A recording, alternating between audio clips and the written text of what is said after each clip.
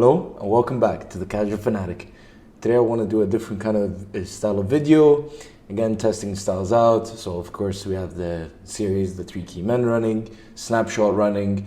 Then I also want to do like some different styles of videos. So what I want to try this time is like doing the match week roundup. So like the weekend roundup. Yes, there's still one more game, the Merseyside Derby, the biggest game here.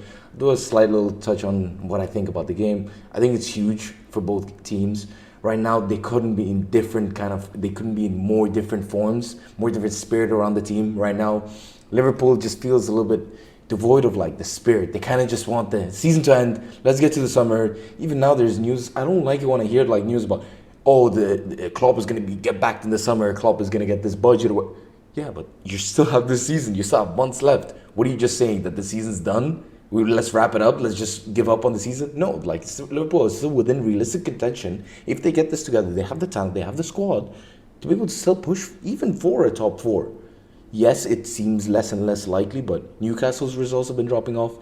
United's form has been here and there. Yes, they've been more consistent, and you wouldn't expect them to challenge on to United this season. Tottenham just got destroyed by Leicester this weekend. That's another game we're going to be talking about.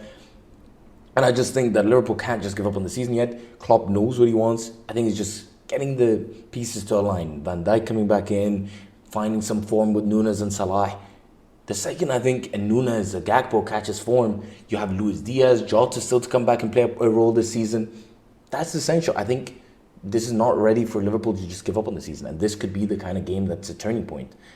Now, on the other hand, the amount of confidence and spirit that this would give to Everton moving forward for this season, I think this basically guarantees that they don't get relegated. I wouldn't say guarantee, but you know what I mean. The spirit, the energy around the club. You'd be pushed out of the relegation zone. You'd have beaten Liverpool, which you haven't beaten them in Anfield for God knows how long. This is important. I think this is going to matter a lot to Everton. And with Sean Dyche, you saw how big a result they got against Arsenal. This is the kind of form that Everton now need to turn around and move on from here. I think it's going to be a tough matchup for Liverpool as well. The usual results we've been seeing in Anfield in this Merseyside derby, I don't think it's going to be emulated, because now you're going to this game. Arguably, the more informed midfield might be the Everton midfield. That's going to be difficult for Liverpool to compete with. Don't get me wrong, Liverpool have the quality to be able to carve the Everton team open. But with the confidence, with them playing in a very compact, low-block system, I think it's going to be difficult for Liverpool. My prediction for this game would be a 0-0. I don't think we're going to see goals. I think it's going to be a very combative game from Everton's side. They might struggle a little bit to score goals, as Everton do, because Liverpool are not going to be easy to expose from set pieces with the size that they're still going to be able to have and enforce. So that's really Everton's avenue in this kind of game. But if they do it correctly, going down that left channel and behind Trent, there's still room for Liverpool to get exposed. Let's talk too much about a game that hasn't happened, because this is supposed to be the weekend roundup. So going through just from start to finish. First game we had West Ham Chelsea. I think it was a fascinating game. You clearly saw two teams that just don't have the game going. It's not fluid right now for them. West Ham are struggling. It's very clear that the team is past their sell-by date.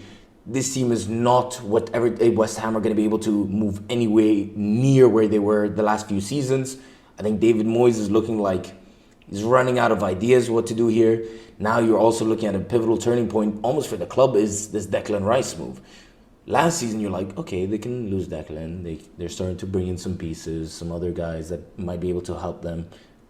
But clearly the talent ID has not been there. They don't feel like David Moyes signings. They're not playing a David Moyes style of system. I think it might be time to move forward with managers.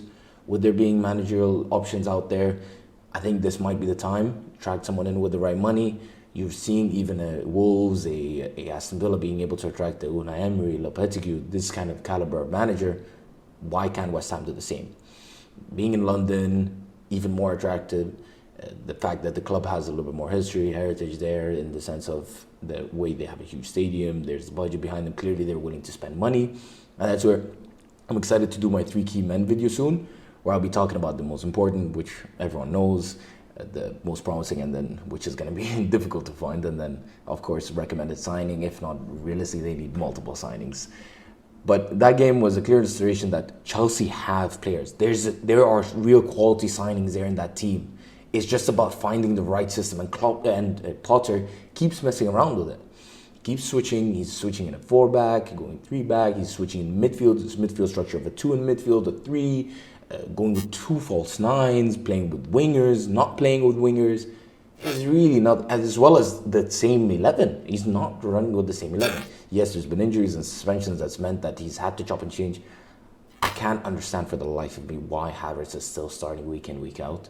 I think it's clear that now you saw that Joao Felix was able to add in goals, which was the worry with him. But then again, Havertz doesn't score either. He really doesn't offer much. In the position and the way that they want Havertz to play, his link-up play would have to be way above where it is. It isn't. He has to be more physical than he is. He isn't. And his touch is really not on that level. So I don't see the appeal in having Havertz as a consistent starter. I think getting Mudryk into more positions where he can play make, you can see that he clearly likes that left channel coming inside and then the ball, the reverse ball. He likes it, and that kind of interlink play that you get maybe with him and Felix is going to be much more efficient if you can get Felix as the lone guy instead of him having to almost kind of get blocked off in some of his options and some of his dribble lanes by Havertz. Because you saw that. When he was trying to drive with the ball through the middle, you were having Havertz kind of compacting everything because Havertz is also in there, that space. So it makes it so much easier for West Ham to compact the whole thing. That being said, they did find some incisive balls in behind. Enzo showed clear signs. I think Enzo maybe was a little bit too hesitant to pick up the tempo. Don't get me wrong, he was great. There was a lot of tempo control from him, but maybe it was a little bit too slow still. That adjustment is going to take time. The knowledge that to really do well in the Premier League, you're going to have to know when to really just pick up that tempo, get to the next level, and keep the pressure on the opposing team. That being said, I think they still have to figure out what they want to do with Mount. Maduaku didn't have the best game. I think he struggled a lot to beat his man. It was very clear. Didn't seem to have the pace or the trickery to be able to get past his man. That's a worrying sign, especially when it's Emerson. I've watched Emerson for a while. He's not exactly a great defender. That being said, he did score a goal. That was a great flick by Jared Bowen, if that was what he intended to do. Again, Reece James just coming back into the fold. It's going to be so crucial for Chelsea moving forward. You could tell that he was their best player. He's the best player still there. The quality that he had on the right wing, the fact that you can tell the technical security he has, the way he strikes the ball, the physicality, the pace, the positional awareness, it is usually great, especially going forward. And defensively, it's so difficult to beat in 1v1 situations and usually doesn't get caught lacking the way he did in this goal. It was a difficult one. It was a flick out of nowhere, but he should still be there. Same as Maduaku, maybe being the one to call him off. That kind of connection is going to happen with Chelsea right now. The players don't know each other. There's 5 or 6 January signings playing. That being said, a lot of the January signings had promising signs, which is a good thing for Chelsea. Now it's down to Potter to really get them all playing and flowing for the rest of the season. I don't think a top 4 challenge is on the cards for Chelsea, but you never know if they find the right kind of form. That being said, West Ham, there needs to be serious change there. Next game, you had the Arsenal-Brentford, all the 3 p.m. kickoff games, 6 p.m. my time. Arsenal-Brentford, Arsenal just, it seems to not be clicking right now. It seems like they need another option in there. Trossard came in, added a lot of emphasis on the game. I think that's definitely something that it might be time to maybe switch out Trossard for Martinelli in that starting lineup. They definitely need Gabriel Jesus back in the lineup, maybe not just for his goals, but for the rest of the actions that he's able to create for them. I definitely think Arsenal, this is not going to be consistent. Brentford are a very unique team suited to play against these big teams. The way they're able to soak up pressure, the blocks, the way they're able to play in low blocks, and their transition have been immense. I think Saliba, people are going to talk about him having such a bad game and whatever. I don't think he had a bad game per se. I think he dealt with a lot of things well. It's, of course, that aerial duels. That's more of a testament to Tony than it is the detriment of Saliba. But then again, for Tony to win, 12 out of 13 duels, that's unacceptable. You can't let a striker who's shorter than you go and win. Let me just make sure. Aerial duels, 12 out of 14 aerial duels and 5 out of 7 ground duels. That's unacceptable. You can't, as a centre-back who wants to become world-class, wants to be a title-winning leading centre-back, you can't let the opposing striker dominate you like that.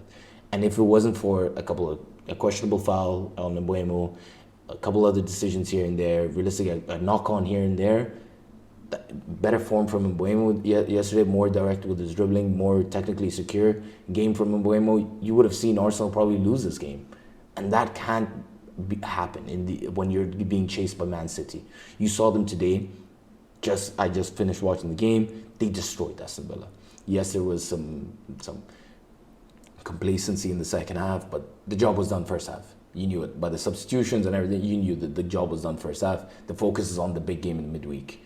And that's going to decide most of the season in terms of just mentally as well. Whoever wins that game, whoever performs better, is going to have a huge boost going on for the rest of the season.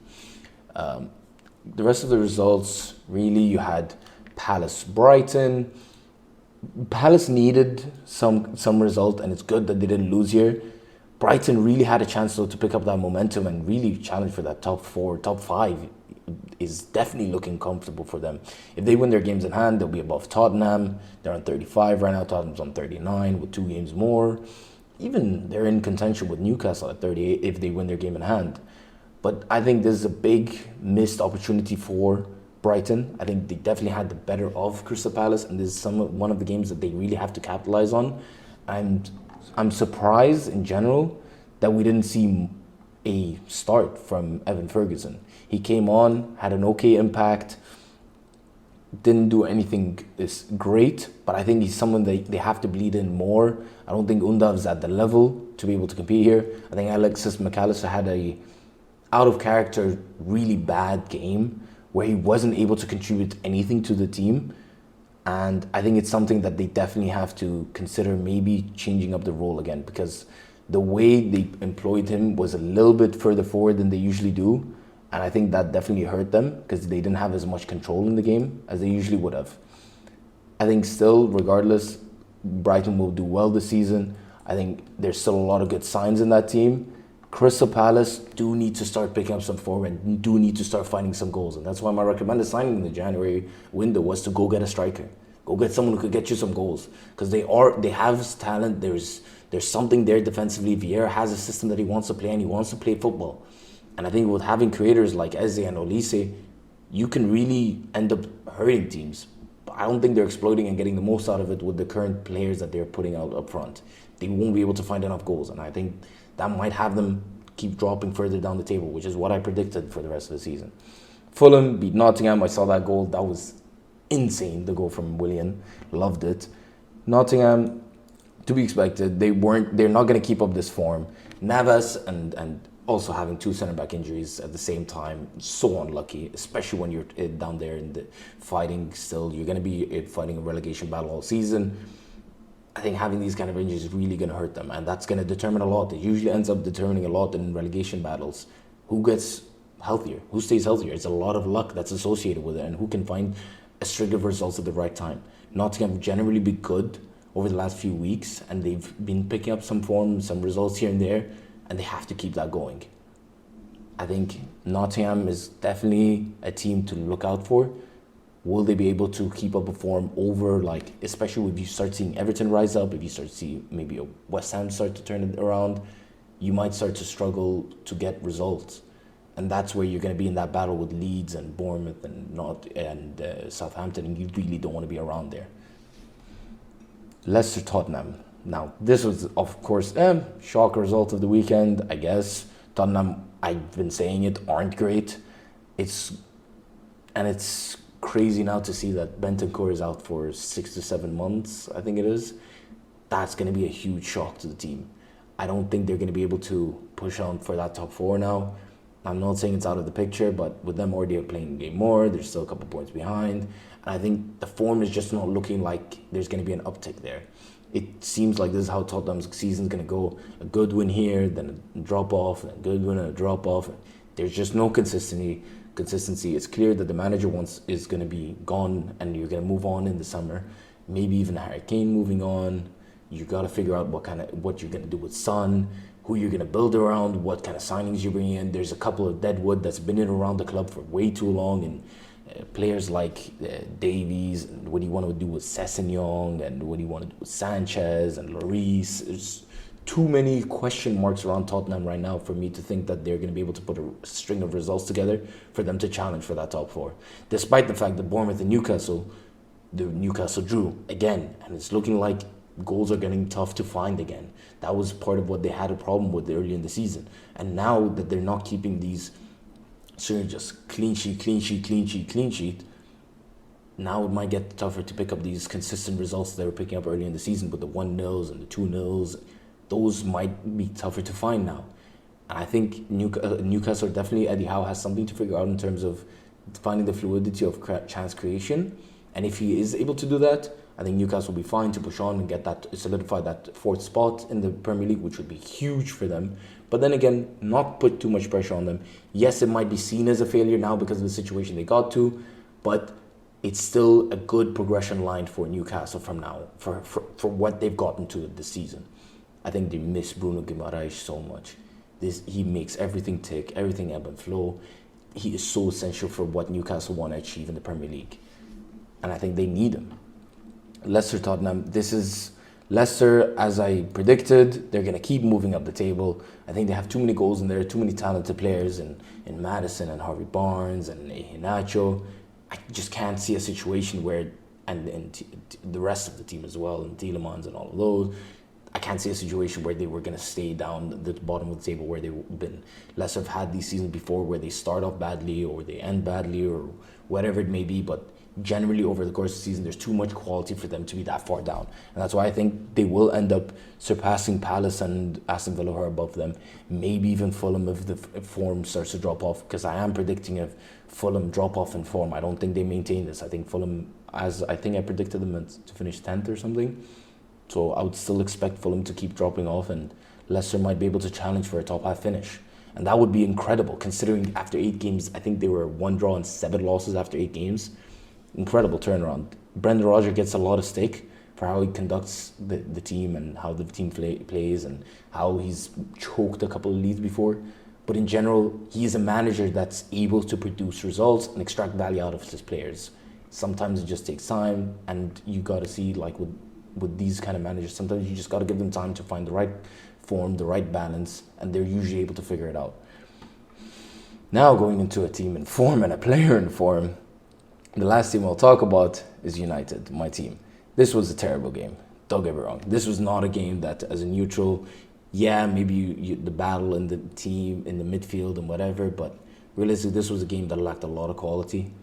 It was a game where United and Ten Hag's system that he implemented initially with having a double pivot instead of the single pivot that he usually has, in theory, I can see how it makes sense because you don't have the technical quality of Sabitzer and Fred.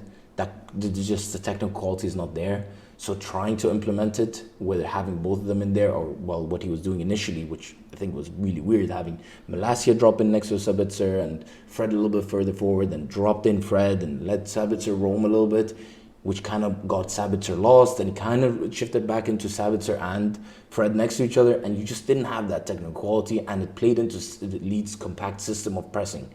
And it just allowed Leeds to nullify everything that United was producing until Ten Hag changed the system. And this is the genius of Ten Hag.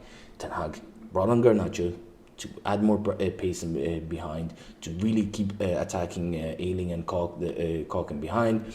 Rashford was able to get and keep running it behind. He kept challenging that. And because you move Bruno out wide into the right-hand flank, this has been a systematic thing that he keeps doing with Bruno, which is dropping him into the right wing, and he's able to create so easily because he cuts much deeper. He has more time and space on the ball, and Bruno loves to play the risk, loves to create, and he's able to do it better than anyone in the league. He's created more chances than anyone in the league.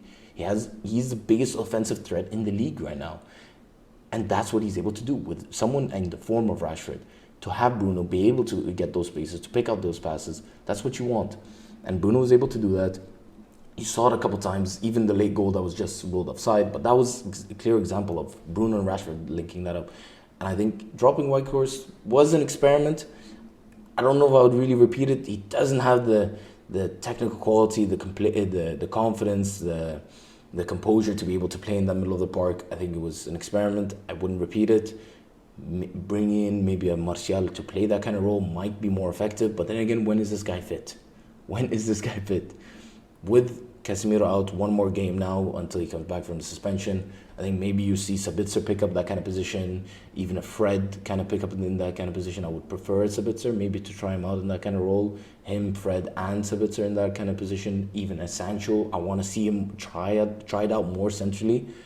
He did try and run in behind him a couple times in the channels, but But that's still not Sancho's game. He wants to link up. He wants to be closer to people. He wants to have people to bounce off of it, to link up with and feed passes in behind. And that's why I think Sancho centrally, Rashford up front, Garnacho, and Bruno, that might be something more dangerous, something for Ten Hag to experiment with Sabitzer and Casemiro once he's back. I think Casemiro is so essential, and judging United on anything without Casemiro is hard, really, because without him, it's a completely different team. The system is different. The way they build up is different. And I just have to mention one thing. How good is Lisandro Martinez? Did I already underrate him in the top 10 centre backs? I put him 5th. I think I might be wrong. I think I might switch him and Varane. I rated Varane, so I don't know, but the difference Martinez as a centre back is able to make in a game, and to change a game from centre back to create offensive threats, the long balls in behind, the ball composure. He's press resistant. As a centre back, he turns like a creative midfielder, like an attacking player, like a nimble little attacker. And then he's also able to comfortably make passes. His range of passing is incredible. He's probably the best technical and on-the-ball centre back in the world right now. Maybe not the world. There's a couple of centre backs here and there across Europe. I don't want to just generalize, but for me, probably the best technical centre back right now in the Premier League, at least. And I'll speak on the Premier League, and I think he is on form right now. He's immense. And I want to make a full video talking about Martinez, because this guy, there's so much to delve into. I want to go into all of the games and point out more tactical parts of his game and all the little elements and nuances and the genius behind what he's able to produce for United, and how big a difference he's been able to make for United in such a short period of time. And this, yes, it's a talent ID that Ten Hag had all the way back at Ajax, but still the fact that he brought him forward, and this was the guy that he brought with him, this goes to show that Ten Hag will know what he does, because people have been criticizing recently the talent ID of Ten Hag, the fact that of Anthony or Weghorst. No. Ten Hag knows what he's doing. He knows what he wants, and it's clear to see right now, United missed Anthony. United missed Martinez. These players are a huge part of Ten Hag's tactical system that he's trying to implement at United. And he needs time. And I think once everyone is fit and back and healthy in this team, you'll be able to see the progression of what Ten Hag wants to get out of this team. You still need a number 9. You still probably need another number 8 in there, permanent option.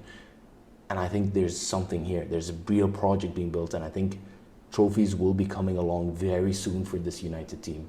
De Gea, though, it's amazing. 400 Premier League appearances. He's an all-time guy.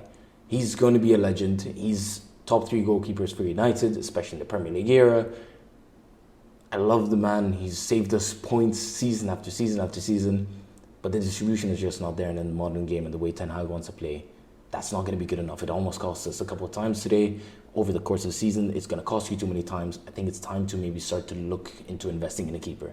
You are starting to put now together the final few pieces that you kind of want to really challenge right now at that highest level. And I think United are there. They need to start investing into that.